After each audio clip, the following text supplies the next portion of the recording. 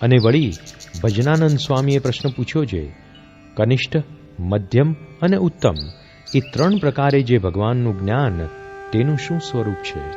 ત્યારે શ્રીજી મહારાજ બોલ્યા છે, કનિષ્ઠ જ્ઞાનવાળો તે તો પ્રથમ ભગવાનનો પ્રતાપ દેખીને નિશ્ચય કરે, અને પછી તેવો પ્રતાપ ન દેખાય ને ભગવાનનો કોઈક દુષ્ટ જીવ દ્રોહ કરતા હોય તેનું કાંઈ ભૂંડું ન થાય ત્યારે તેને નિશ્ચય રહે નહીં, એને કનિષ્ઠ જ્ઞાનવાળો કહીએ.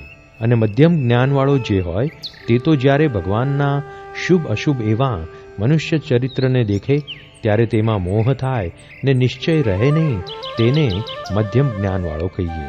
અને ઉત્તમ જ્ઞાનવાળાને તો એમ વર્તે છે, ભગવાનને ગમે તેવી શુભ અશુભ ક્રિયાને કરતા દેખી પણ તેમાં મોહ થાય નહીં ને નિશ્ચય જાય નહીં, તથા જેણે પોતાને નિશ્ચય કરાવ્યો હોય ને તે જ વળી કહે છે એ ભગવાન નથી, ત્યારે તેને એમ જાણે છે એનું માથું ફર્યું છે, એવો જે હોય તેને ઉત્તમ જ્ઞાનવાળો કહીએ. અને તેમાં જે કનિષ્ઠ જ્ઞાનવાળો તે તો અનેક જન્મે કરીને સિદ્ધ થાય, અને મધ્યમ જ્ઞાનવાળો 2-3 જન્મે કરીને સિદ્ધ થાય, અને ઉત્તમ જ્ઞાનવાળો તે જ જન્મે કરીને સિદ્ધ થાય, એવી રીતે વાર્તા કરી. ત્યાર પછી મોટા શિવાનંદ સ્વામીએ પ્રશ્ન પૂછ્યો છે, ભગવાનનો નિશ્ચય તો સંપૂર્ણ હોય તો પણ અંતરમાં કૃતાર્થપણું મનાતું નથી, તેનું શું કારણ છે?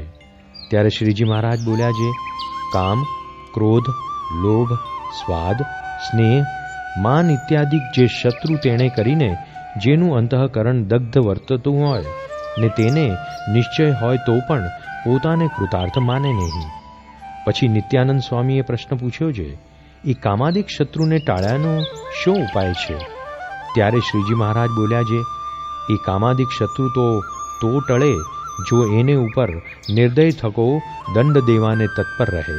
જેમ ધર્મરાજા છે તે પાપીને મારવાને અર્થે દંડ લઈને રાત દિવસ તૈયાર રહે છે, તેમ ઇન્દ્રિયો કુમાર્ગે ચાલે તો ઇન્દ્રિયોને દંડ દે, ને અંતઃકરણ કુમાર્ગે ચાલે તો અંતઃકરણને દંડ દે.